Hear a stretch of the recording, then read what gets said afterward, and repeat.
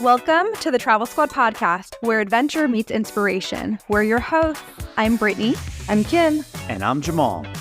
Together we explore international destinations, hike epic national parks, and share unforgettable travel experiences with you, one passport stamp at a time. Our mission is to inspire you to travel by showing you how you can make it work no matter your budget, schedule, or experience level. We bring you along so that you can laugh, get excited, and start planning your own trip.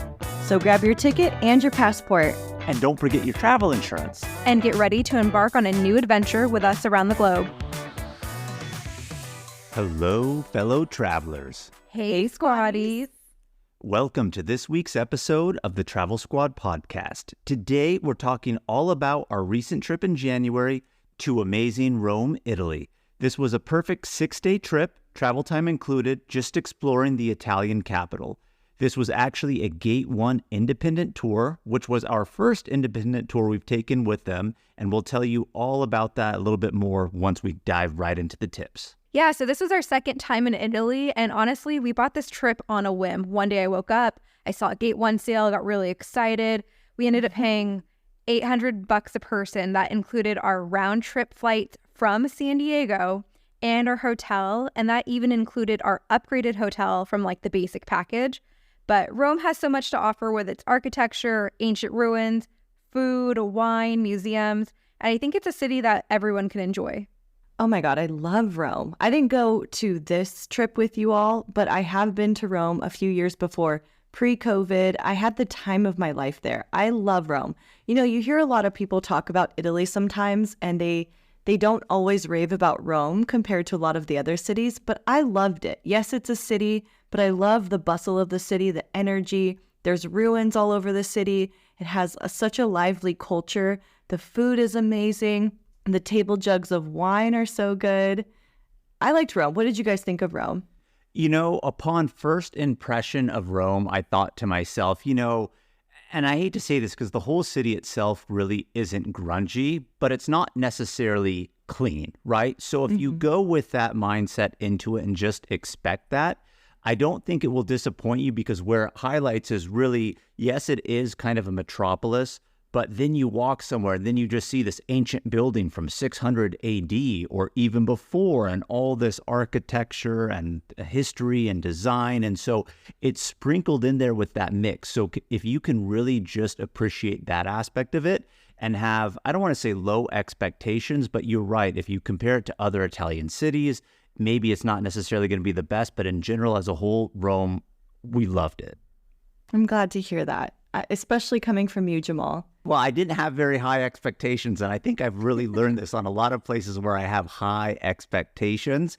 I really set myself up for disappointment, and I've heard from many people, even my sister included, who said, oh, Rome, whatever, So I didn't expect much, but like I said, really, if you can just get past the fact that it's not this clean, pristine place. There's a lot of history there. There's a lot of history. It's an old city. Exactly. And plus with the culinary aspect of it too, and we haven't even really touched upon this, you have Vatican City in Rome, which in and of itself is its own country, and you have that kind of Christian and religious history there too. So lots of things to really enjoy about Rome.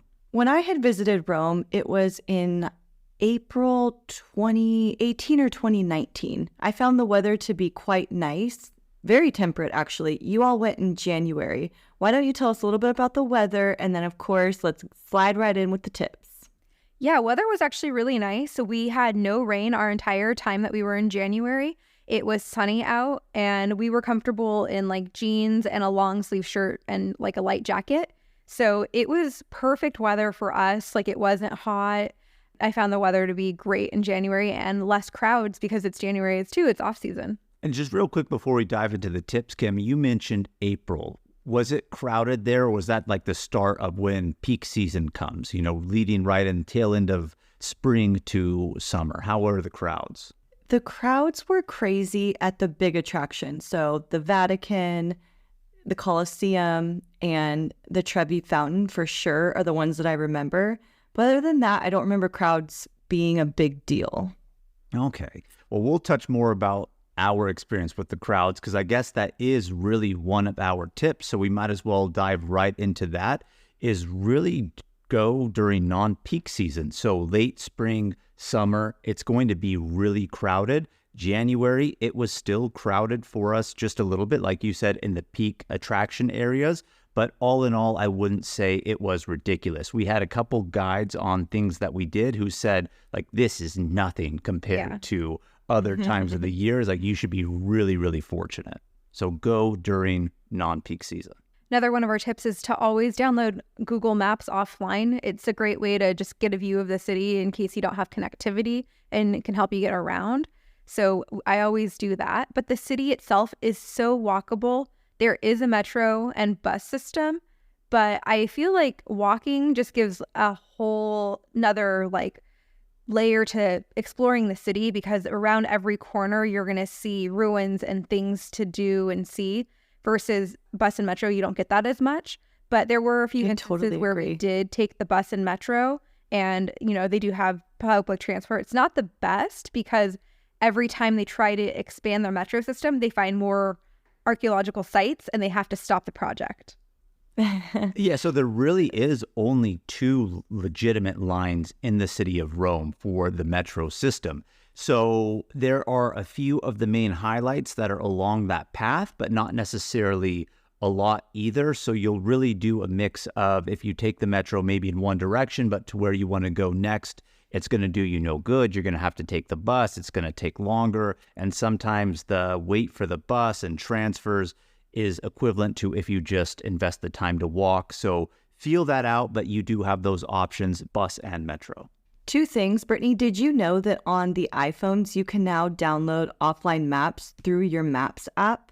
No, I never use a Maps app, but that's good. Oh, I do. Yeah, I just saw it pop up. So new feature for anyone that prefers Apple Maps over Google Maps. And the other thing I'll say about Rome's transportation, I don't think that I used the bus too much either when I was there, but the train system to get to other cities in Italy, 5-star, amazing. I feel like that's everywhere in Europe. The train system is always substantially better and an experience to ride it that way. So the airport is about 30 minutes away from the city of Rome. And so you do take a train, or you could take a bus, but train's fastest to get from the airport to the main train station. And super easy to use, easy to buy the tickets while you're actually just there. You don't have to buy them in advance or anything. But one thing to keep in mind is anytime you buy metro, bus, train tickets, you need to validate them. If not, they charge like a ton of fees and they'll get you. No one checked on our way to Rome, but on our way back going to the airport, our tickets were checked.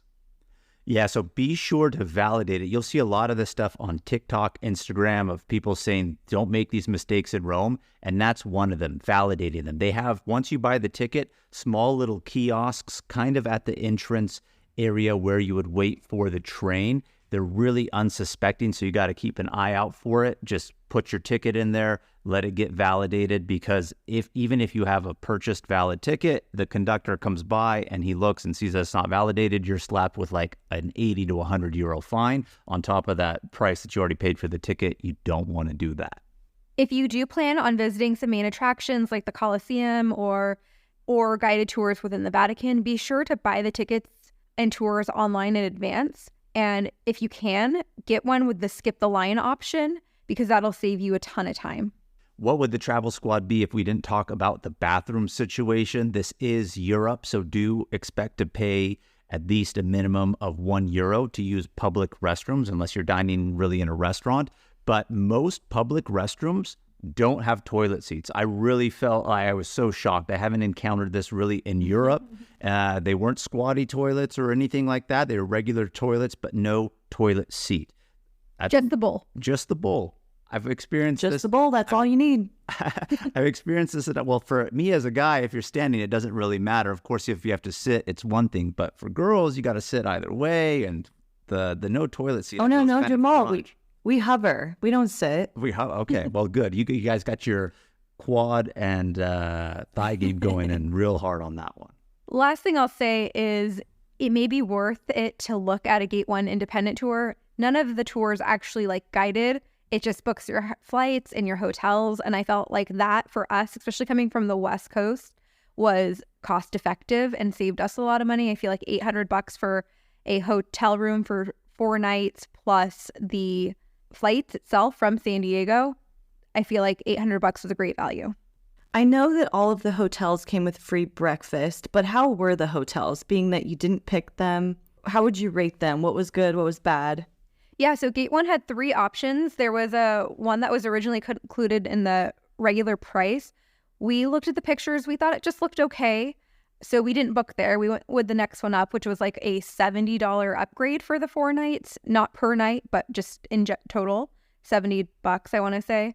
And it was a really nice hotel. We liked it. It's standard European room. The rooms aren't too big, but it was big enough for us to do what we wanted. Had a heated towel rack in it, had a bidet, it had a shower, and then it had free breakfast. It had little nice breakfast buffet spreads. So, and location-wise, was it close to things? It was a 5-minute walk from the main train station. And from the main train station to several of the main sites, 15, 20 minutes. 15, 20 minutes walking.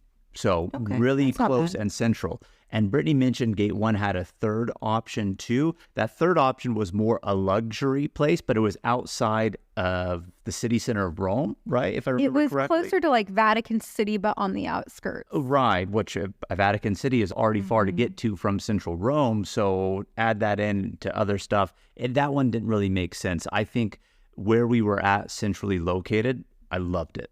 Good. This is a good time to mention, Squatties, that we do have several travel itineraries available for you to download on our website. We get a ton of requests for our trips. What did we do? The details of it. So we built them into PDF downloadable itinerary guides so you can take these exact same trips. Speaking of Rome in this episode, we just created our Rome trip itinerary that covers this exact trip. Gives you even more of the details that we couldn't fit into this episode, but we have so many more international and domestic trip itineraries for you. Our most popular ones include Japan, Banff, Greece upcoming, Utah's Mighty 5 national parks, Grand Teton, and Yellowstone. And like Kim said, these are PDF guides. They're 20 to 30 pages. They're available for instant download, and it tells you all of the details, where to fly into, where to stay, the exact route to take, where to eat, all of the things to see and do, and how much time to allot for each one. And we have a lot of links in there too, so you can just click and book directly from the itinerary. So check that out. We'll link it in the show notes, and as always, you can find it on our website, travelsquadpodcast.com. Hey Squatties, let's talk summer vacations for a minute. Summer is just around the corner, and Thrifty Traveler will help you find the best flight deals for all your summer vacations. Thrifty Traveler is an online platform filled with tons of travel inspiration, resources to book travel with points, credit card point strategy support, and their premium service finds the best cash and point flight deals daily. If you're looking for a good deal on flights for your upcoming summer travel plans, then you need Thrifty Traveler Premium. And right now they're offering Travel Squad podcast listeners $10 off their first year subscription. Just go to thriftytraveler.com/premium and use our promo code TS10 to get $10 off your first year subscription and start discovering your summer flight deals today. Ryan Reynolds here from Mint Mobile. With the price of just about everything going up during inflation, we thought we'd bring our prices down. So to help us, we brought in a reverse auctioneer, which is apparently a thing.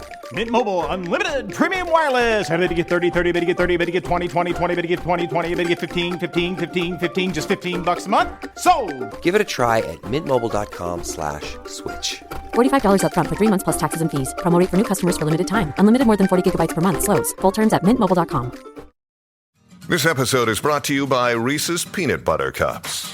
In breaking news, leading scientists worldwide are conducting experiments to determine if Reese's Peanut Butter Cups are the perfect combination of peanut butter and chocolate. However, it appears the study was inconclusive, as the scientists couldn't help but eat all the Reese's. Because when you want something sweet, you can't do better than Reese's. Find Reese's now at a store near you. So day one of our trip, let's just dive right into it. We departed on a Wednesday. We left from San Diego. It was not a direct flight. It was San Diego to New York and then New York to Rome. One thing that we did not mention is that on this trip, we had our honorary squatties, Kasha and Ryan, join us. So this was a couples trip that we ended up taking. So they got to enjoy all of Rome with us. But like I said, day one was really a travel day. We utilized lounge access in San Diego Airport that we have through our Chase Sapphire Reserve credit card, gives you the priority pass. And then even when we were in New York, I just want to say this, New York's JFK Airport just opened up a Chase Sapphire Lounge, and that was maybe one of the better lounges. I won't say go as far as to say the best lounge we've been in, but really enjoyed it. A nice catered menu, catered cocktails to the region in which you were in. Problem was, by the time we landed and got out and got close to our gate, we really didn't have a lot of time to spend in there. But Chase Sapphire Lounge in JFK, New York Airport was really nice. Just want to throw that in there. JFK has a hidden speakeasy bar, from what I've understood. It's like built into an old train. And I have been dying to check that out next time I go to JFK. I heard about the speakeasy, but I thought it was part of the MX Lounge collection. Hey, if it is, worth getting an MX for. We'll have to check it out. I did not know about that. But day one, just travel. With the time change, we landed on a Thursday in Rome. In the morning, 8 o'clock. We had the full day in front of us when we landed. Yeah, so we landed, we got to the train station, we walked the 5 minutes to our hotel, and they didn't let us check in early, but they let us drop our luggage off, and they had a bathroom near like the bar and like restaurant area that we were able to go into and just like kind of freshen up. So that was perfect. And then we just hit the ground running from there. The first thing that we saw in Rome was the Spanish Steps, and we just hit the ground running. Kim, when you went... Literally. You hit the ground stepping. We did. I mean, what were we going to do? We can't take a nap in the lobby of the hotel. So we had... I have. Well, yeah. I mean, I guess we can, but we didn't want to. So we got to move on it to go ahead and really see the sights. Kim, when you were there, did you go to the Spanish Steps? Of course. I have to imagine it's one of the most iconic things in Rome to do. Mm-hmm. Had a little sit there and enjoyed some people watching. So the Spanish Steps, I will say this, again, an iconic spot, pretty anticlimactic if you want me to be really honest. I feel like you have to see it. What makes it really popular is there is a church at the top of the steps. There's the 135 steps, and I think it's the longest and widest staircase kind of in historical European cities, is it not, Brittany? Mm-hmm. Yeah. So it has that fame to it too, but those steps really connect a church at the top and a straight path to Vatican City in ancient times, along with the Spanish embassy. So there is a lore of these steps just connecting everything together of importance at the time in which they were built. But you got to go get your photo there. You got to do it for the gram, as they say. Of course. From there, we walked to the Trevi Fountain. Of course, during the day, it's going to be crowded. So that if you want to go and avoid the crowds, the best time to go is at dawn. But it is so beautiful, so big. It is the largest Baroque fountain in the city and one of the most famous fountains in the entire world. I thought it was just very beautiful. I loved it. It is very beautiful.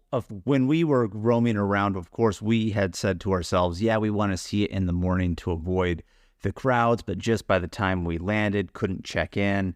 And we had tours set for the other days. We're like, all right, well, we're forced to really go at this time. And even so, I enjoyed it a lot. There are a few steps that kind of lead down to the base of the fountain. So if you stay at top, it is very crowded. I really didn't feel like a lot of people went lower. Yes, some did, but if you just push your way a little bit lower, we found great spots and openings to get photos of the entire fountain without people in it. So just be patient. Now, granted, we went during off-season time too, but you can make it happen. Don't fall for staying at the top. Take the steps down a little bit to get to the base of the fountain. And the fountain's huge. It's like 85 feet tall. It's 160 feet wide. There's a big statue of Oceanus in the center, and he has like a chariot that's being pulled by seahorses. It's a very beautiful fountain. I had no clue about this, why it was called Trevi Fountain, but apparently from Trevi, which means three roads, because it's at the intersection of three roads. But what's really also cool about the history of the Trevi Fountain is that apparently they had old Roman aqueducts that led to like a fountain here previously and Roman baths that were in this area. But in the 1600s, Pope Urban VIII, He thought that the fountain and what they had there was insufficiently dramatic, as I believe I read it listed online, of course, of whatever, Italian or Latin translation is how they described it. And he wanted to do something new in that area. But he ended up passing away. It never came to fruition during his time. But Pope Clement XII in the 1700s, to honor Pope Urban VIII's desires, put forth a competition, and it was designed, and this is the Trevi Fountain that we know today that everyone goes crazy about. So, one thing we forgot to mention in the tips is you don't need a water bottle in Rome. Like, you don't have to purchase water there because there's free water all over the city because of the aqueducts. Mm-hmm. And there is actually an aqueduct here at the Trevi Fountain. And so this is the first place I filled my collapsible water bottle. Let me just say, this was not the spot to fill it. The water did not taste good at this aqueduct, but around the city and other spots, I gave it another try. Water was good. So, little tip for you guys. Kim, while you were there, did you throw any coins into the fountain? I can't recall. I remember not spending very much time at the fountain, though, and it was pretty crowded when I was there. So apparently you're supposed to throw 3 coins into the fountain. The first coin is for you to return to Rome. The second brings the promise of a new romance. And the third will ensure marriage. Well, that would certainly explain my luck over here now, wouldn't it? I guess I did throw those 3 coins. I mean, we only threw in the 1. I didn't know that you were supposed to do 3 until we did a little bit of research. But you don't need a new romance. Or a new wife? No. Oh, wow. There goes that, I guess. But there goes the sister wives plan. But apparently around 3,000 euros of change per day gets thrown into the Trevi Fountain. Oh, wow. And they clean it out? Yeah, they clean it out Mondays and Fridays. And oh, wow. They're just rolling in the dough from the Trevi Fountain. No, they donate it to charity. Very nice. So from there, we walked to the Pantheon. We didn't go inside the Pantheon. Did you go in, Kim? Yes, I did. What did you think of the Pantheon? Because all 4 of us, Cash, Ryan, me, Brittany, we were able to see through the front doors. It's open. It's the building with the big dome. But we did not go inside. What did you make of the inside, having been in there? Did we miss out on not doing it? I think you're going to see a lot of similar things. Like, I went to the Vatican either the day before or the day after, and all those things kind of start to look similar, in my opinion. There's nothing from thinking back to my trip in 2018 that stands out that you miss. So if you saw it with the doors open, then you're probably okay. I think so too, but if somebody is a real big history buff and you want to do it, you want to go in there. The Pantheon is a former Roman temple. It's been standing in this very spot and built since 609 AD. So really, really old. I mean, we're talking clearly 1,400 plus years then at this point that it's been standing there. It's famous for its big dome that it has. But what was really interesting, and maybe the only reason why I really regret not going in, is at the top of the dome, there actually is a open circle that they have. And so when it rains, it snows, water comes into there. So even the floors have drainage systems that they put in place.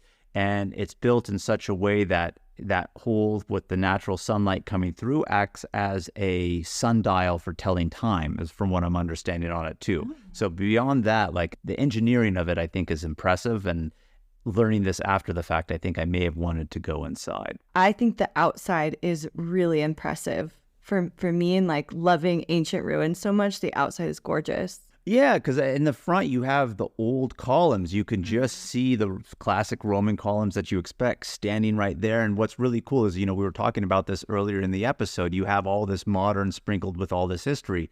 Well, there's a big plaza just right here in this area. So everybody's sitting, dining, enjoying an Aperol Spritz or your pizza or whatever you want and these newer buildings. And here's this building built in 609 AD. It's wild. And then we continued our tour of Rome by going to the Piazza Navona. And this is like a big open space. There's 3 fountains in this space. But back in the ancient times, Romans would go there to watch games. This was their area that they used as like a competition arena. And the fountains there are worth looking at and visiting for sure. I really like all the plazas and areas that they have in Rome. again, like Brittany said, it gives you really a lot to look at. But what's really cool about the Piazza Novano is, like she said, this is built on top of an old like arena that they have, not Colosseum level, but in the plaza area, you can't see anything. But if you leave outside the plaza and round a corner, they have the underground of the old arena just sitting right there. So you have this modern plaza with all these high-end shops and restaurants and fountains, and then you just go underground a little bit, and then you have an underground tour of the old arena just sitting right there. We did not do that, but they have an opening where you can see some of it, but they have an underground tour that you can do. So look into that if that's an option that you want. And you can't visit Rome without getting a gelato. So we went to go get some gelato from a place called Gioletti's. And oh my God, it was the best gelato I've ever had. And we went back twice because it was so good. The pistachio and salted caramel, those are the flavors you need to get. They were to die for. I'm trying to remember the name of this restaurant. I probably won't be able to remember it, but it was in this plaza where we sat down at one of those outdoor dining places. So you could see the fountain in the side, and had this amazing jug of red table wine, house wine they call it, which I can't believe you guys haven't even mentioned this yet. We haven't talked about where we ate. We're getting there, Kim. You're jumping the gun, but I love your enthusiasm on it, though. I had the best meal ever in this area. It was gorgonzola stuffed gnocchi. Ooh. Oh my God, they were so good. And that wine, this little plaza right here has my heart. Oh, very nice. Well, I wish we would have known that, because we would have maybe looked out for that one and tried it, because I love myself a gorgonzola gnocchi. But yeah, I mean, if you're in Rome, go check it out. Try to find Kim's spot. So after we went and got gelato, we went to a church called St. Ignatius of Loyola. And it's famous for this big, beautiful ceiling painting, the fresco on the ceiling. It's a Baroque style church. And it was built between 1626 and 1650. And there's this very large mirror that you can stand in front of, and it's angled to look up at the ceiling so you don't have to strain your neck. But it's also like an optical illusion when you look up, because one portion of this painting looks like a dome, but if you look really closely, the ceiling's flat. Ooh. It was really, really interesting. You know, we passed this church without really realizing the significance of it, but then we went inside and we were like, why is everybody queuing up? And they were queuing up waiting to take a selfie even in front of the mirror, because then the mirror is at your level. You could take a picture of the mirror. It puts you into the ceiling. It allows you to see all the things that Brittany had just mentioned too. But it was a really interesting church that we had stumbled upon. But even if we didn't stumble upon it, this is listed as one of the highlights of churches that you need to see in Rome. And at the time when we walked in, we didn't really realize that. But it's one of those things where you can go to Europe so many times, I feel like, if you don't live in Europe, right? And eventually on a trip, maybe you'll get tired of seeing churches. But if you've seen a lot of them, and then you haven't been to Europe in a while and you go back, you're always just so impressed with the first one that you walk back into. And this was it. And it was really nice to see. I just love all the paintings here. Every square inch of the ceilings and sidewalls are all painted. It's like back in the day, they must have just been painting nonstop. And they're always so detailed and immaculate. I love the detail that they put in them, and like the thought that goes behind making these scenes as well. So this day we were pretty exhausted from our travel, so we ended up eating at a restaurant near our hotel. We had our first taste of cacio de pepe and house wine. Oh, this is where I fell in love with cacio de pepe too. Isn't it amazing? And it comes from Rome. It's so good. It's so good. And we had lasagna, and it was a really nice meal. I will say we had our first shot and only shot of meloncello. Not limoncello, but not limoncello, meloncello. And it was so good. I think about it every day now. Wow. She thinks about it every day, and so much that we even brought some of that meloncello back with us. Ironically, we have yet to open it to this date, but believe it or not, we will soon. But this restaurant that we went to, it was really delicious. Of course, when in Rome, you got to get the pastas. And we ended up getting house wine this night, jug of wine on the table, Kim. So don't think we let you down. We ended up doing it. And then our waiter asked if we wanted dessert. We said no, because, we had the gelato earlier. And then we were thinking to ourselves, like, are we going to go get tiramisu tonight? We didn't know yet, right? But we said no. We're like, oh, okay. Guess what? He comes back with after meal shots. I think they were complimentary because they weren't listed on the bill. So he comes out with the pistachio cello, then the melon cello, no limoncello, like Brittany had said. But it was a quite enjoyable experience at this restaurant. It was right by our hotel. Do you remember what it was called, Brittany? Nerone. Nerone. I would go to Nerone again. And any of you squatties listening, Nerone is right by the Termini area, the train station, which is where we were staying by. So do check it out. It's also one of the only restaurants that gives you free water because there was a natural fountain that was built around the restaurant. And so you don't even have to be a diner. You can go and stop and get free water and fill up your actual water bottle as well. But they do offer free water and don't charge you for it. That is also another very solid tip because everywhere in Europe and pretty much everywhere other than the U.S. charges you for water when you dine out. So this is the one place in Rome that we know of, free water in a restaurant. And while we're talking about hydration, I just wanted to bring up Liquid IV is one of our favorite travel products. It keeps us hydrated while we're flying, traveling, and roaming around Rome. They're full of electrolytes and it hydrates you 2 times faster than water alone, even when they're coming out of those ancient Roman aqueducts. We use them while flying, feeling jet lagged after a long hike or a long night out in a new city. Super easy to use and carry and keep stocked in your suitcase, carry-on, day pack, or purse. Liquid IV comes in a ton of regular and sugar-free flavors. The tangerine with immune support, sugar-free peach, sugar-free lemon lime, they're all really good. Also really good at masking water that doesn't taste good, like that first aqueduct that y'all drink out of, or tap water when you're at home. And we have a deal for you squatties. You'll get 20% off your order at liquidiv.com. Just make sure to punch in our promo code Travel Squad Podcast and get your discount. So the next day was all about going to the Vatican and Vatican City. So the first thing we did in the morning was go to the Vatican Museums and the Sistine Chapel. We booked a skip the line entry ticket, got in right when everything opened at 9 a.m. You can spend literally all day in the Vatican if you wanted to. There's so much to see with all of the different offshoots of the museums. We probably spent about 3 hours or so here. And I really wish there was a map that they gave you at the entrance to all of the different rooms so that you can kind of like guide yourself, because I feel like without that, you feel a little lost. It's so big. But then, of course, one of the highlights is going to the Sistine Chapel. Right. I mean, we totally got lost in here. There's different wings of different areas. It's not really well laid out, so to speak. And I don't mean that in a bad way. I mean, it's an ancient historical building. And then they just were like, well, let's put the artwork here for display. Of course, people want to see it.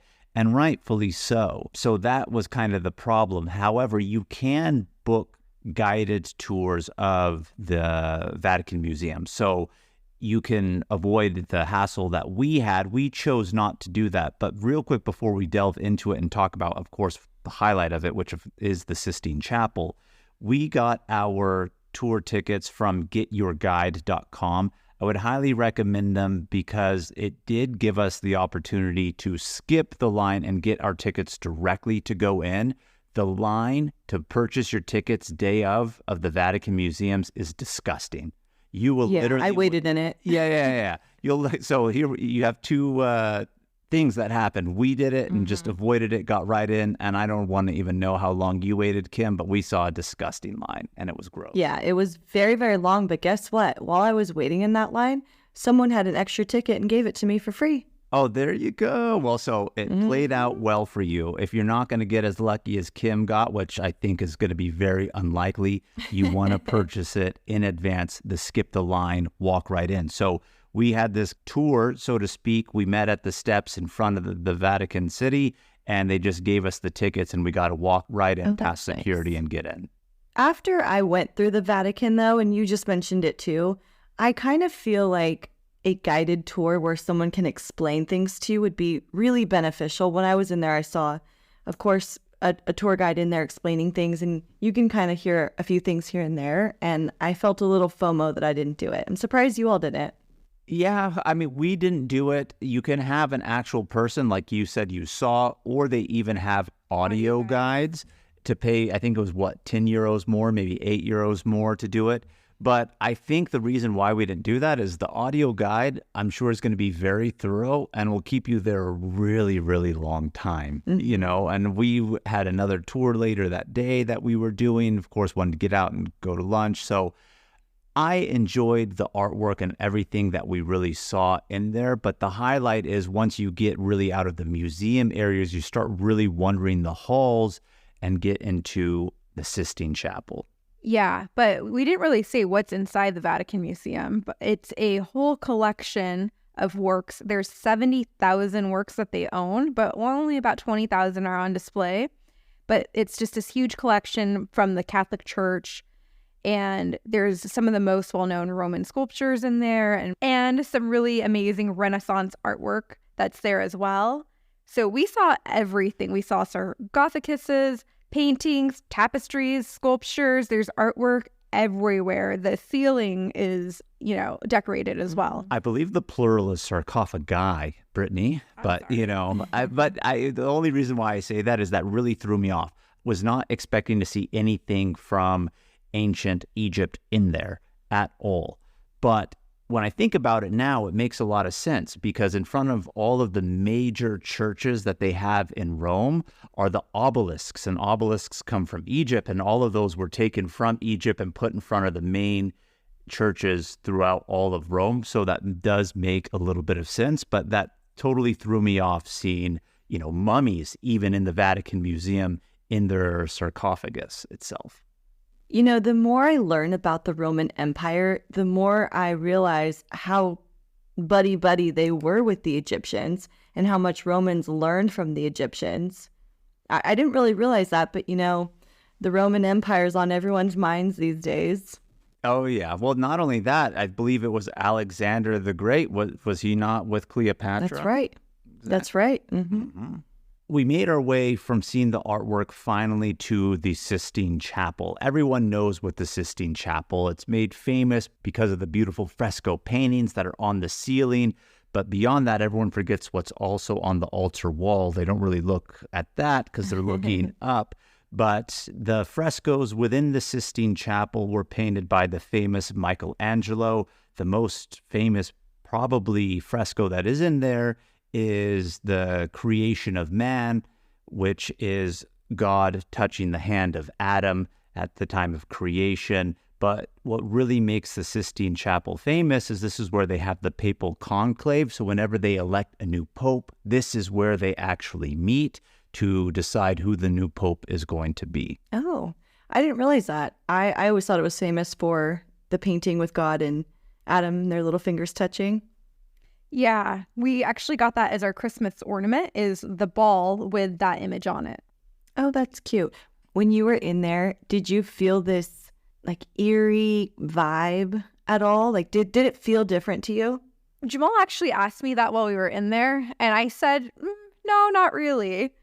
Did you? Really? I did, because they quiet you down, even though there's still the murmuring of the crowds and whatnot. It just felt different to me. And it was very crowded. And did you happen to hear the people that are part of the Vatican telling people not to take pictures? Of course, it's the only place where you're not allowed to take photos on the Vatican Museum tour, which leads you to right here. I won't lie. I did snap a shot of the ceiling. I did snap a shot of the ceiling. How can you go there and not? So I did do that. I really wanted to snap a shot of the altar because on the altar, again, like I said, everyone's looking up at the ceiling, but no one's really paying attention to the altar. And it's the final judgment and coming of Christ up there, which is the painting that Michelangelo did. And that was beautiful itself. But instead of holding my camera in reverse selfie and just getting it of the ceiling, I would really have to put it up. So I failed to get that one. But if you can Google online, see Google Images and see what I'm talking about at the altar, it's beautiful. They have people patrolling and making sure that people aren't taking pictures. And they will come up to you and tell you to stop if you are. So the Sistine Chapel was the last thing that we saw in the Vatican Museum. Then we went out to lunch. We went to this place called Hosteria Pizzeria, Tony and Dino. And it's this like family restaurant. It's owned by two brothers. They cook. They're very lively. They come out and take orders. But it's one of the places where you don't really get a menu. They just tell you what they have, and they like force you to get pretty much everything. And so you get to try like little bits of this and a little bit of that. And I think it was a really good experience for us because we got gnocchi, and it was a gnocchi cacio de pepe sauce. Ooh. And then we got carbonara, best carbonara we had. Mm-hmm. We had a little pizza. We had the fried artichoke. It was like a little bit of everything. And then at the very end, they had a very sweet dessert wine and some other like free alcoholic beverages that they just like left on our table, and you can, just drink and enjoy. Well, see, they say that they're free, but I don't really know about that because, again, there is no menu, right? They just kind of tell you what they have. They'll give you a choice of maybe like 5 different pastas. They'll try, depending on your party size, they'll try to push 2 or 3 on you of those pastas. They'll also try to push 2 or 3 appetizers. You just got to tell them yes or no to what you want, right? It's not really like they're forcing you, but you don't have a menu to pick. It's a try it all, which I really did enjoy. So they put that wine and alcohol and liquor down at the table, and we have it. Of course, why are we not going to try it when we're there? But when they come by to tell us how much it costs, he just brings a calculator out, and he gave me like a total in the numbers of what it is. And he claimed, I didn't put the alcohol on there for you, but I don't see anything itemized. So I don't really know, is it free? Is it not? Built into the price. Yeah. So, I mean, just know that going into it, it's one of those things where you're not really going to know the price because there's not a menu. But in general, everything that I've read online of people who have gone, and even with our own experience too, you could expect anywhere between 25 to 35 euros per person that's with you, cumulative total that's going to be on that bill. That's the approximate. And go there hungry because they're going to want to serve you a lot of food.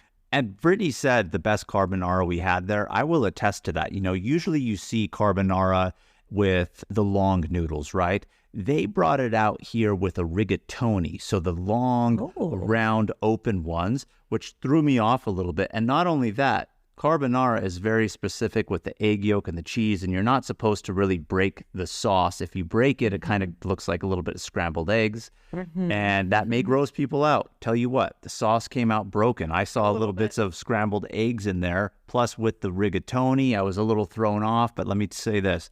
The best carbonara we had in all of Rome, and I think every restaurant that we went to that got pasta, Brittany and I would always split. We would always get a carbonara. This place is the best. I will attest to that. Don't let the image throw you off. It was so good. But after lunch, we had another tour. It was called the Scavi Tour. My dad and his girlfriend, Stephanie, told us about this. This was Jamal's favorite thing that we did the entire time that we were in Rome. This was my highlight. It was the highlight because very few people get to see this. Tens of thousands of people are in the Vatican Museum every day, and it's public, okay? There's nothing really private about that. And yes, you want to see the Sistine Chapel. The Scavi Tour, on the other hand, I don't think more than 50 to 100 people are able to do this a day. There's nowhere general online for you to find these tickets. You have to email the Vatican specifically and tell them you want to do this tour. And you could be one of the select few 100 max per day that get to do this. And I feel really grateful. It was freaking awesome. How far in advance did you have to book that ticket? So I emailed them probably in like August, and they told me that they weren't going to release the tickets until October, and we went in January. So about 3-4 months. 4 months in advance. But the tour itself, it goes underneath St. Peter's Basilica, and you get to tour the necropolis because there is a city of the dead that is underneath the St. Peter's Basilica. So you get to see some of the old tombs that they've excavated. On this tour, in the necropolis area, you can't take any pictures in this area. And apparently the Romans back in those days, they used to spend a lot of money on tombs and visiting their ancestors that had passed away. They would actually like go there and have celebrations and parties with them. And it was just like this big thing. So the bigger your tomb was, or is that the right word, tomb? Tomb, yeah. Or crypt, whatever you want to say. So the bigger it was, the more extravagant, the better statues you had outside of it, you're showing like how wealthy you are and like how much you care for your ancestors. Yeah, they were telling us, if Brittany said this, I may have missed her saying this, that families would go and have picnics there.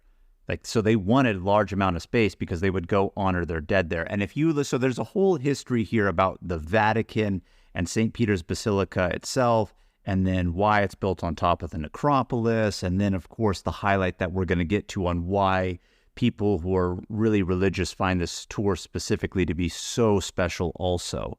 But if you look at a map of Rome, you will see that Vatican City, to some degree, of everything that's kind of central of the major archaeological ruins, Vatican City is on the outside of that, okay? And is across the river. So before the Vatican stood there and the church stood there, Romans believed in burying their dead outside of city limits, not within the city limits. So that is why there is the necropolis, the city of the dead, in this area of Rome. Now, as Rome expanded, they needed to move out, and they eventually built what they call the circus. You've heard the Roman circuses there, right? So just another arena in that area. And they would have events, spectacles, etc. Well, eventually, at some point in time, Peter, who was an apostle of Jesus Christ, was crucified in this circus area. And that is why they ended up building the Vatican and the church there, because Peter then became the first pope that ever existed after the passing of Jesus, the founding of the Christian and Catholic Church. And he was killed and crucified in this area. And they believe that they don't know specifically what happened to his body, but they believe that he was taken and buried in this area. But that's beyond the point. The Roman necropolis is there and the church is built on top. So we get to go underground and still see the Roman necropolis. Yeah, there's like 3 layers to the church. There's the church part that you get to go under. And then there is a grotto underneath it. And then what we went to see with the Scavi Tour is the necropolis underneath the Vatican grotto. So we were like 2 layers deep underneath the ground level of the Basilica. And so let's talk a little bit about the necropolis. Best preserved necropolis and city of the dead of Roman times that you will see, simply because no one really ever goes down there. It's a historical site, and of course the church is built on top. But you can still see a beautifully paved road, gilded through, mosaic work. The necropolis themselves, 2 of different ones, are still in really good, pristine conditions. I mean, it was just really something special to see, because if you want to talk about really well-preserved Roman ruins, this was the spot where it was. Was it dark down there like a cave? Yes, it's dark like a cave down there. So it's kind of eerie. You're walking through a city of the dead, essentially. And the highlight, though, is you get to see what they believe to be our St. Peter's remains, like bone fragments that were left from him. And wow, his bones are just laying out there, like raw bones? Well, they're preserved in a box now, but they do have them. And then right above that is where they have St. Peter's tomb in the Vatican grotto. So we had a really good guide. He was a deacon, and he told us exactly where to look for it. And he said, like, I want you to be able to look and know exactly what you're looking at. Because he said the first time he did the tour, he felt like he didn't really see it. So he wanted to make sure we all had the opportunity to like really understand what we were looking at and the significance of it. But, you know, they did some research of the bones, and they wanted to look for a male that was about 70 years of age with no major health issues. And they found bone fragments from all of the bones in a person's body except for his feet. And St. Peter was crucified upside down. The easiest way to get you off a cross upside down is to chop you off at your feet, which would make sense on why those bones were not present there. Mm-hmm.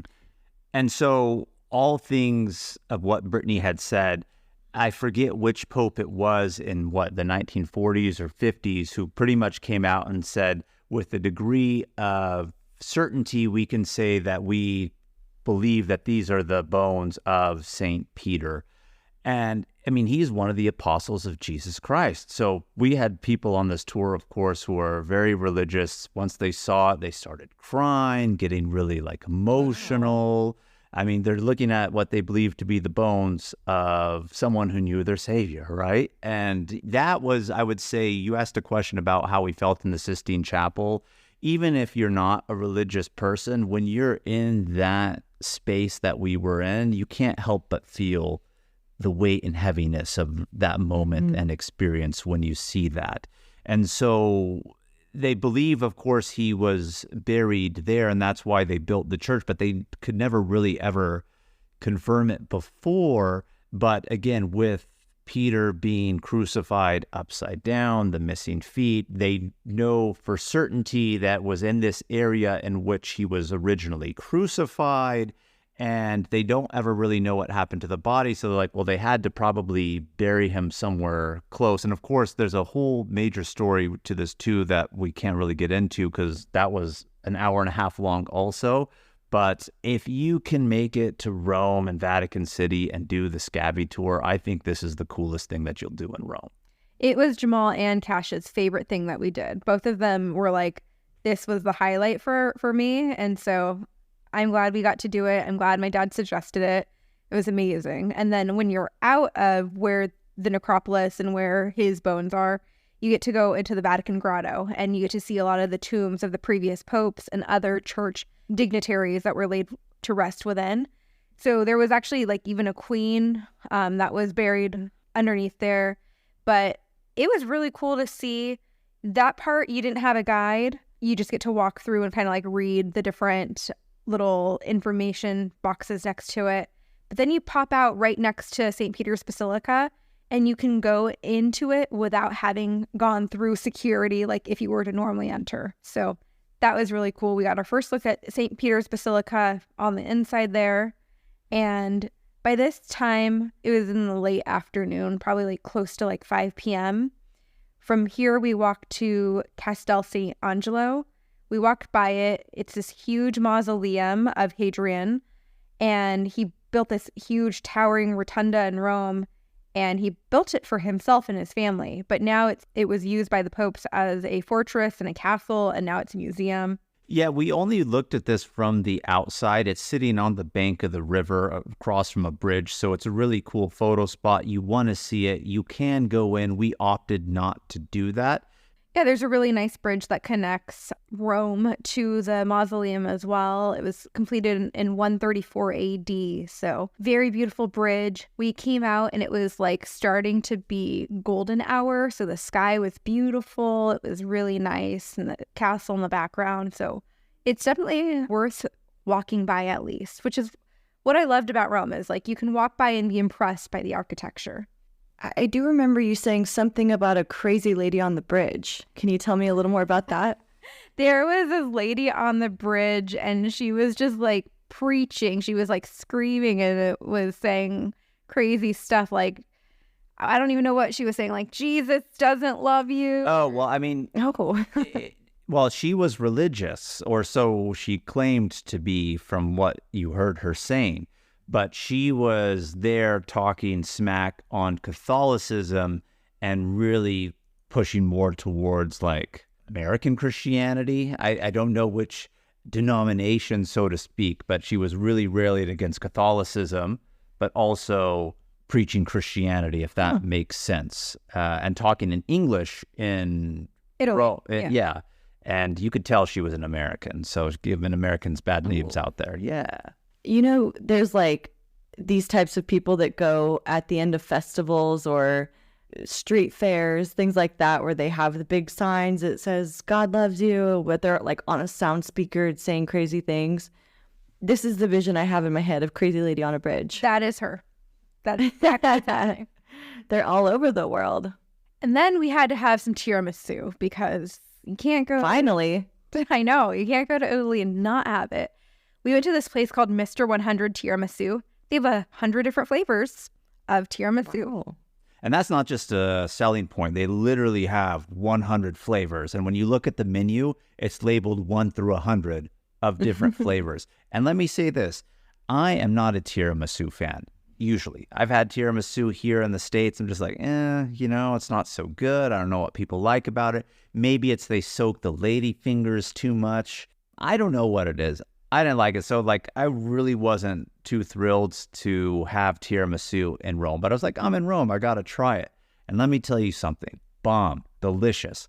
I loved it. I'm on the tiramisu train right now because this was our first time getting tiramisu, but every place that we got tiramisu, it was so good. I don't know what we're doing here in America, but it's not good at all. But the Roman tiramisu, I'm assuming 10 out of authentic. 10. Yeah, 10 out of 10. It's not the same as America. I learned that when I was there too. So in America, you can get a nice square, clean cut piece of tiramisu, but over there, it's more of like a mud pie dropping. And it's so good, especially with a teeny tiny espresso, especially after having your meal, lunch, dinner, all of the above. Yeah, we ended up getting the pistachio and banana as well as the Nutella, and Brittany and I ended up sharing that. So we got a good mix of different flavors. You have to. Pistachio and banana Nutella. Oh, what was the other one? Because we got a second one, did we not? We went to a different place, and then we got a peanut butter one. I'm already long. I mean, they were so good. Good mix of flavors. I'm thinking that they were different ones because they were all coming in there so subtly, but yet so prominent.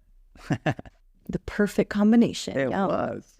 Well, you've got me all hungry now. And before we go on to the rest of your day 4 here, I just wanted to remind the squatties quickly about our website and the things that we have available for you on there. We've already mentioned itineraries. We also have trip planning worksheets. So if you were doing this Rome trip on your own and you wanted to plan out everything you were going to do, where were you going to go, we have that there for you. We have tons of free templates, guides on how to start your own podcast. You can sign up for our bi-monthly newsletter, which has all of our trip information and like links to things that we did and whatnot. A ton stuff more. So head over to our website, travelsquadpodcast.com. You can see all of that over there. So day 4 of our trip was my favorite day. We started the morning off with a tour of the Colosseum, and this was my favorite thing that we did. So Jamal's was the Scavi Tour. The Colosseum was my favorite thing, and I would highly recommend doing a guided tour of it. Kim, did you do a guided tour or did you do it on your own? I did it on my own, and I would have done guided in hindsight. Yes. Very worth the guided tour. We got to do the underground. We also got to do the arena level, and then we got to go up to the second level as well. So we got to see it from the underground, where then on the arena level where they actually had the competitions, and then from above where you can see like down into it. So I really liked that. And the underground, I want to say is, when you're in there and looking at it, you can't help but be impressed. But I really enjoyed the underground for this reason. I mean, a lot of people who know the Colosseum or don't even know it have probably even heard, they had like battles in there with ships. They would flood it, and do these things, and which is very true. But unless you are in the underground, which is not available to the general public, you have to have a specific tour that takes you to the underground. You're not going to see this. We saw the area where they had the boat dockings, where they would dock the boats. You could actually see the entrance to the aqueduct where they actually have the water that would run in to flood the arena. And then you can see the reverse one where it was used as the drainage. So you really get the catacombs of the underground plus the inner workings. This was impressive, I won't lie. And then on the arena floor, sometimes they would release like wild animals onto the floor. So we got to see the cages where they would load the animals up so that they would release them onto the arena floor as well. So we got like a whole history and got to like go underneath that, then come up onto the arena floor. She talked about all of the battles that happened there, how gladiators were there. We got to see some of the tunnels the gladiators walked through. She said that they, for a long time, still had sand because it was like a sand bottom, and they would replace the sand, but people would come to the Colosseum and just pick up sand and like take it home, so much so that they had to continuously replace it. So now they no longer do that. But I think we dove right in, but the Colosseum is the largest ancient amphitheater ever built and still the largest standing one in the entire world. Yeah, it was completed in the year 80 AD. So, I mean, that's really how old it is. And for how well preserved it is, if you look at it, it's also really not. One thing that I did not know is a lot of the limestone and facade of the Colosseum, it's still really prominent in one spot of it, but not in another, because St. Peter's Basilica, when you go to the outside and look at St. Peter's Basilica and it has that whitewash and limestone, they really took it from the Colosseum. And eventually they stopped taking it from there to build it. So when you're looking at St. Peter's Basilica at the Vatican, that is rock and limestone taken from the Colosseum, which I thought was pretty cool too. I would highly also recommend when you do get your guide, book one that gets you the skip the line tickets as well, because we just got to like mosey on through and we got there first thing in the morning at 9 when it opened. So we had a lot of it to ourselves, which was amazing for a place that can get so crowded in peak season. And we didn't say this yet, but we ended up getting this tour from Get Your Guide. We're going to link it in the show notes for you guys, so be sure to check it out. Click on it to do this exact one. But Brittany is so right, and Kim even learned this, even though she got the bailout with someone who had the extra ticket when she was waiting in the line for the Vatican Museum. You do not want to be waiting in the lines anywhere when you are in Rome, even during non-peak time. By the time we got out of here, the line to get in was just gross. And even to buy tickets and do this, you don't want to mess around with that. You're going to waste your valuable time that you have in this amazing city. So be sure to check out our show notes where we're going to link this. This ticket also included going to Palatine Hill, which is one of the more ancient parts of the city. It was called the first nucleus of the Roman Empire, and it was the location where a lot of the imperial palaces were. And then it also included entry into the Roman Forum, which is the valley between Palatine Hill and then Capitoline Hill. This area, it was like very bustling. There was like a lot of political, economic, religious. It was like a religious core of the ancient city. And so there was a lot of like really amazing, lavish temples and basilicas and open public spaces. And it was just where a lot of business affairs happened in Roman times. If you've ever been to Las Vegas at Caesar's Palace, their shops are called the Forum shops. It is named after this, the Forum. I didn't realize that. You didn't realize that? Did you realize that, Ken? I didn't put it together, no, but it makes sense. Well, I just put it together for you guys. It's named after this. Like the Forum is very prominent and well known in Roman history if you delve deep into it beyond just the sites. The Forum was the center of everyday life. And I thought that the Colosseum was amazing. It's awe-inspiring, right? So big, so crazy, but it also is pretty crowded. And the Palatine Hill is just a little walk down from this Colosseum area. I actually really, really like this area because there is so much to see, so much to explore. You can walk amongst the ruins, and there's still pretty big buildings that are standing, and it's cool. It's a big walking day. Yes, it was a big walking day because then from here we walked all the way to like grab our lunch, and then we took a bus to St. Peter's Basilica where we got to do the tour of the dome. So this was a guided tour that we did also with Get Your Guide, and we'll link it as well. But it was not a skip the line tour, and we were really feeling it. It took us like an hour and a half, almost 2 hours to get in because we had to stand in the general entrance line, and we're standing as a big, large group. You know, there was probably like 30 of us in our group, but our guide was really good. There was not a moment while we were standing in line where he was not telling us about the history of Rome or Vatican City or the Basilica. So we learned a ton of history from him just by like standing and people asking him questions and all of that while we were there. So yeah, he was a very good guide. And I don't know if there actually is a skip the line to get into the Basilica specifically. Of course, we know for the museums there is, and the Colosseum. But for the Basilica, I'm not entirely too sure about that. So in that case, I would even highly recommend, again, going to our show notes, getting this, because if you're going to have to stand in line anyway, you might as well get the history briefing, one, to kill time, and just general information about this historic area and significant area, which it really killed and ate up a lot of the time. And I really appreciated a lot of the stuff that we learned and that he went over in that amount of time. And we talked about St. Peter's Basilica before, but it is the largest church in the world, and it is one of the most renowned works of Italian Renaissance architecture. St. Peter's is regarded as one of the holiest Catholic shrines as well. I actually got my mom holy water from the Basilica as well.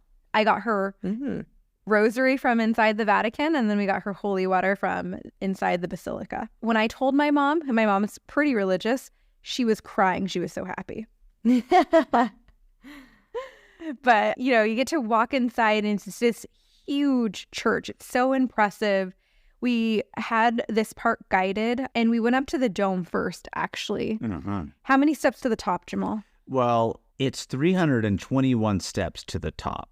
But you had taken an elevator up at one point, and then from there it's 321 steps. I do believe that you can choose to not take the elevator, but do we know how many steps it is if you don't take the elevator? I think it's an extra like 100 and something steps. Which I can't even believe that, because I felt like the elevator took us up pretty high, that I'm surprised that the majority of the steps are after the elevator. But nevertheless, it's really cool because, you know, when you start getting in there, I mean, you're climbing up a dome. So it's not like they're just these switchback stairs back and forth. Eventually, you'll get to a point where it starts spiraling around, getting a little bit narrow. You're walking in a passageway where you can see the top side of the dome, but the building is coming sideways, so that you're kind of like feel like you're walking crooked through there. It was an interesting experience, but you get to the top of the dome, you look up, you can really appreciate it. And then it gives you a viewing area of the outside, which I actually liked a lot more. Yeah, once you get on the outside of the dome, you have views, 360 panoramic views of all of Vatican City and into Rome. It was really awesome and amazing. I would highly recommend going up to the dome. Once we were done with the dome, we climbed back down, and then our guide entered us into the church, and he showed us some of the renowned like artwork that was in there. He actually showed us one of the sculptures. What was the sculpture called? I don't remember. I think it was called La Pieta, and it's a marble sculpture of Jesus and Mary, and it's so... it's the Madonna della Pieta. Yes. The Madonna della Pieta. Yeah. Well, people call it just La Pieta. Oh, it's so hip abbreviating it. But it's so famous. It's actually enclosed in glass now because someone a few years back like tried to like go at it with was it a hammer? Yeah, I think this person, if I remember the story correctly, and you can Google it and find out specifically, but our guide was saying they think he was mentally ill. Yeah. But he came in and he took a hammer to the sculpture and he broke either Jesus's head or Mary's head. I'm not too entirely sure. Of course, they have fixed it. They have the glass in front. But if I remember too, they were saying that this is actually the first work that Michelangelo ever did on his own when he wasn't under an apprenticeship or anything like that anymore. This was his first individual piece of artwork that he's ever made sitting here in St. Peter's Basilica. And then you have to like, I don't know, Kim, when you were there in the Basilica, did you go down into like the crypt area? Or did you go up to the dome? No. I feel like unless you really know about these things and do the research, like they're easy to miss. Like you can just be like, oh, I've gone into St. Peter's Basilica, but you don't realize you can go up into the dome or down underneath into the crypts. So our guide did take us down into the crypt in between the necropolis and then the church. So we had walked through that part the day before, but this time we had a guide and he was so good, like we had said earlier, and he explained a lot more of the historical significance and who was in the crypt and why.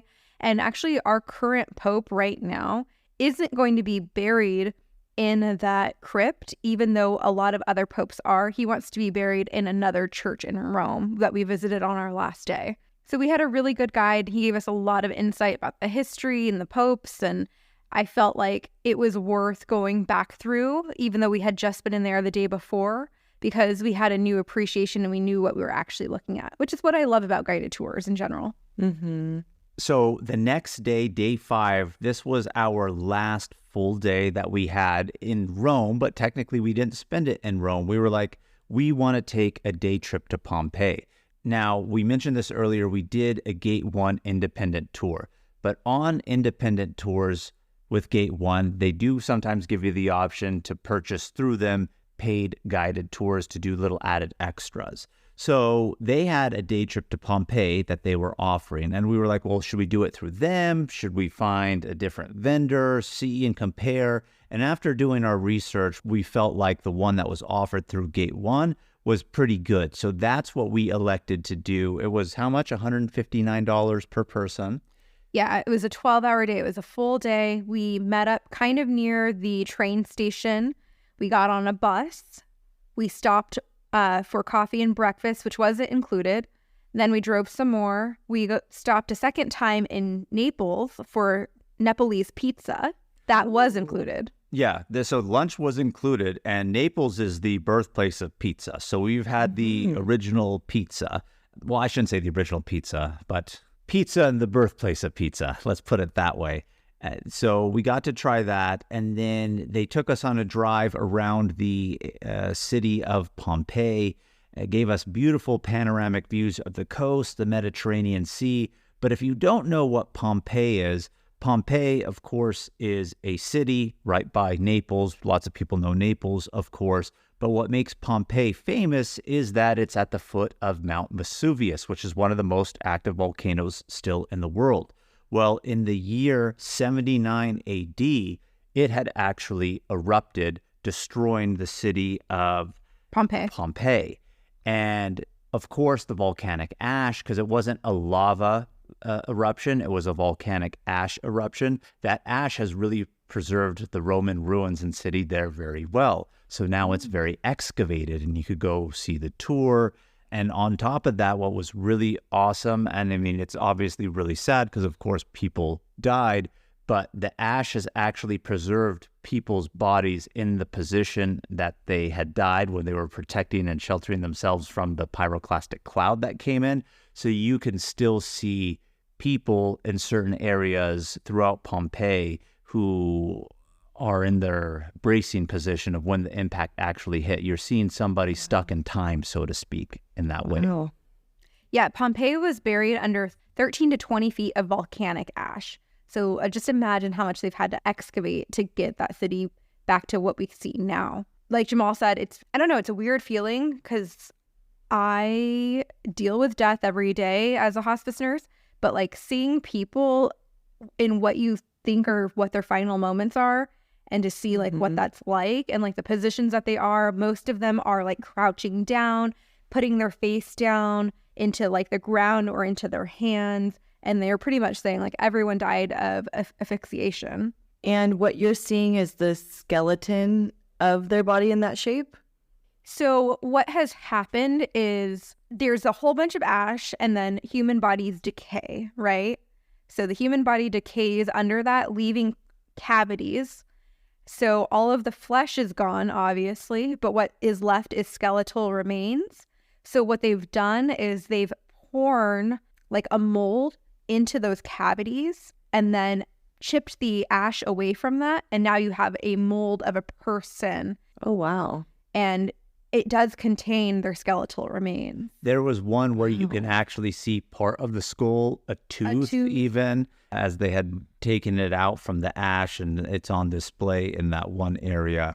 So, I mean... What about hair? Did they put hair back on? No, it's not like that. Like they put it back on, and these are like the models. These are literally just cast models of the cavities that were left after the body decayed, but the body, like it's in the perfect mold shape because the ash has solidified then at that point, preserving that cast, so to speak. But beyond the bodies, you get to see this Roman city that was there. You know, there's ruins there. There was public buildings. They had a gym and like a bathhouse there. You get to see houses and like what they think is a restaurant and a bakery. They also, Kim, they had a brothel there. Oh, that's right up my alley. It was really well known to be a city of sin, so to speak, Pompeii. And, Really? you know, funny enough, they have a lot of phallic pieces sticking out of the walls. Like if a phallic thing was sticking out of the wall, it was an indicator that that area was a brothel or a close to a red light district. Yeah. They even have phallic mold in some of the original stone and road that's on the floor there. And the penises that are on the ground, they point in the direction of the brothel. So it kind of like leads you to the brothel because there's like all of these penises on the cement on the ground, kind of like angling you to that area. That's one theory, but another theory could be that it was made for women. Made for women? Yeah, like Opposite of a glory hole situation. Quite possibly. But you know what? What did you say earlier, Kim, that you liked about Rome and in general? Do you remember what you said? I mean, I know a lot of things. I said food, wine, culture, bustling city, liveliness. You missed the frescoes that you were talking about earlier, too, liking the frescoes. But there are tons of frescoes that are left here in Pompeii because, of course, covered in ash. It's actually really preserved. This is the original paint. Well, guess what? You walk into the brothel, there's not girls standing there for you to look at, but there is a menu of frescoes of different positions that are still well preserved that they're saying that this is what you would point to, and you would tell the girl this is what position that you would want to do it in. And that artwork is still up there. But beyond the sex aspect of things, they have other Well, let's not move on yet. Okay. I just wanted to know, like, what kind of positions were they? Some wheelbarrow positions, some pile drivers. Wheelbarrow. It seems like, Pile drivers. Wow. There was some tag teaming, if I'm not mistaken, on there. Oh my gosh. Yeah. They were wild. Crazy debauchery going on over there. You got some new ideas for later on that night? I've already lived with those ideas, I guess. But Pompeii is a UNESCO World Heritage Site. It's one of the most popular attractions in all of Italy. And I would recommend you can go without a guide. But again, this is a situation where you want to go with a guide because you would have no idea what you're really looking at otherwise. Yeah, and we didn't talk about how we went into the spa. The spa had a lot of frescoes that were still really well preserved in there too, outside of the sex frescoes, right? Ones of the gods and images and things of that nature, non-X-rated oriented. But this was a really cool and unique thing to see because clearly this is a city that wasn't just abandoned. It was people stopped living there because, of course, the volcanic eruption. Mm-hmm. So it was an all-day thing. We got back to Rome at around like 7:30 at night with traffic and the bus and all of that. And the next day we were leaving. Cash and Ryan left pretty early. They were up and out of the room by like 6 a.m. We had a little bit of a later morning. Our flight was a little bit later. So Jamal and I had an opportunity to go back to the Trevi Fountain, see it with no crowds, but they were cleaning it. So they were taking out all of the coins and all of that. Still really beautiful, worth seeing again. And then we went to the Basilica of St. Mary Major, which is the church where our current pope wants to be buried once he dies. So we just roamed around a little bit that last day. I was disappointed. Apparently, again, Monday is the day that they clean the Trevi. So if you're going on a Monday and want to see it before the crowds, don't go on a Monday because you'll see it without the water flowing. I mean, if that was our only experience, I would have been disappointed. Luckily, we had seen it before with water flowing and everything. But all in all, I mean, I really did enjoy Rome, despite what you mentioned and alluded to earlier, Kim, about people having differing opinions. If you go into it appreciating the history, appreciating the food, and jug wine, who doesn't appreciate the jug wine? You're going to have a great time. All in all, with everything we paid for, our flights, hotels, tours, food, we paid about $1,500 a person, which I don't think is a bad price. Right. I mean, we were originally at $800 with the independent tour with Gate 1. With the add-ons of the tours, food, etc., that's where we ended up getting to that total. But yeah, not a bad price at all for exploring Rome. That's fantastic. I always think about $1,500 is a week trip, a reasonable week-long trip, especially when you're doing things morning, noon, and night. Mm-hmm. Well, if y'all are ready for this, it is time for questions of the week.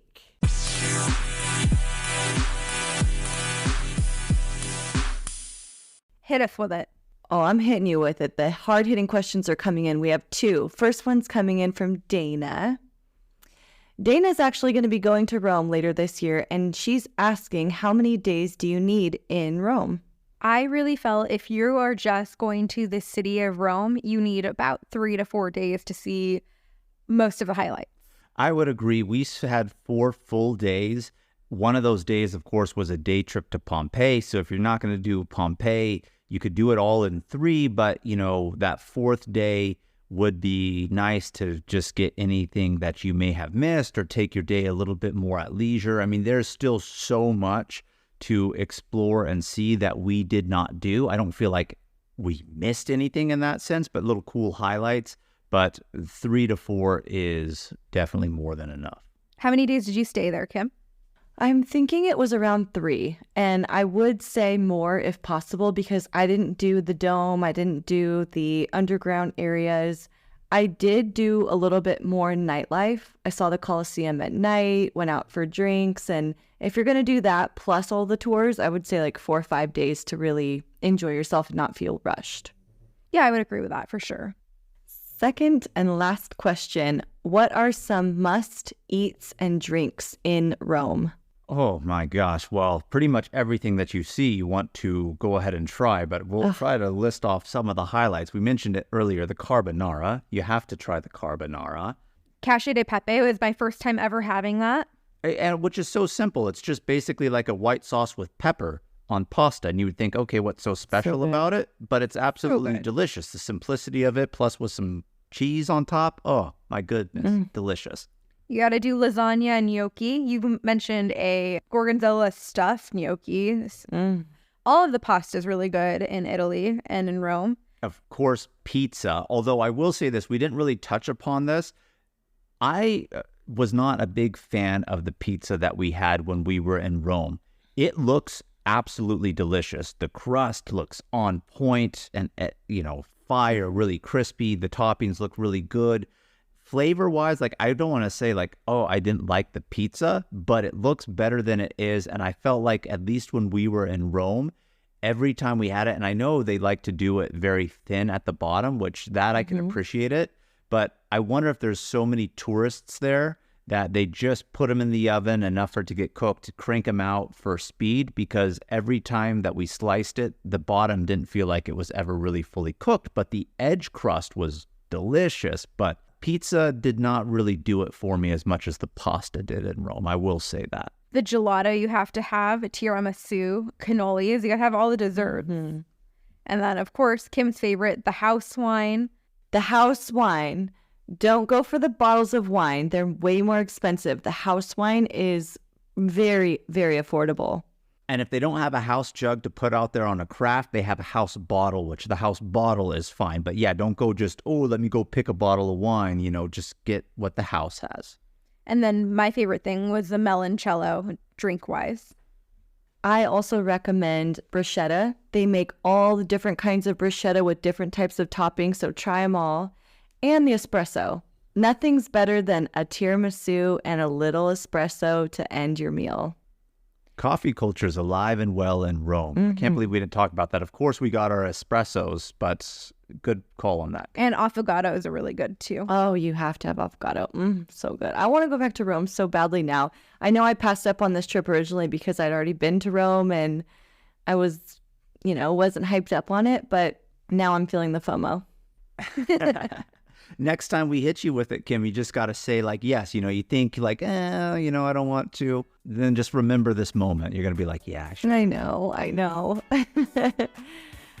Well, Squatties, thanks so much for tuning into our episode this week. Hope you enjoyed Rome. Hope it's inspired you to check it out for yourself. Make sure to follow us on all the socials at Travel Squad Podcast and DM us your questions of the week. If you found the information in this episode to be useful, or if you thought we were just plain funny, please be sure to share it with a friend that would enjoy it too. And as always, please subscribe, rate and review our podcast, and tune in every Travel Tuesday for new episodes. Stay tuned for next week's episode. We have some more amazing adventures and tips in store for you. Bye, Squatties. Bye.